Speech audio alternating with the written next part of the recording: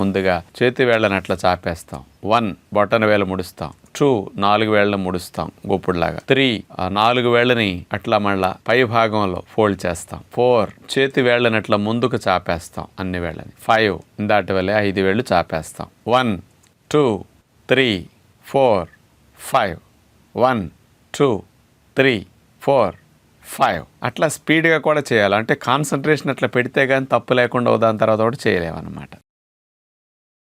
ఇక రెండవ వ్యాయామం బొటన వేలు చూపుడు వేలు. 2 చేతి వేళ్ళు అట్లా తీసుకుని బొటన వేలుని చూపుడు వేలు కానిస్తాం. మళ్ళా ఆల్టర్నేటివ్ ఒకసారి పైకి ఒకసారి కిందకి స్పీడ్గా చేయగలగాలి. ఇట్లా చేతి బొటన వేళ్ళతో చూపుడు వేళ్ళతో చేసే వ్యాయామం. నెక్స్ట్ ఇక మూడవది చేతులు వేళ్ల మీద వేళ్ళేసి అట్లా పెట్టుకున్న తర్వాత ఒక చేయి చాపేసి కుడి చేతి 5 వేళ్ళని కలిపేసి ఒకసారి ఎడమ చేతి అరిచేతులు ఆనిచ్చేస్తాం. ఒకసారి కుడి చేయి ఒకసారి ఎడమ చేయి. Focus and concentration brain activity బాగా పెరగటం కోసం, బాగా స్ట్రెస్ యాంగ్జైటీగా మనసు బాగోనప్పుడు ఒత్తిడి తగ్గించుకోవడానికి ఇది బాగా ఉపయోగపడుతుంది. 4వ వ్యాయామంగా ఒక చేయి గుప్పుడు మూసేసాక మరొక చేతిని సైడ్కి అట్లా తిప్పేసి మనం ఇట్లా ఆనిస్తాం.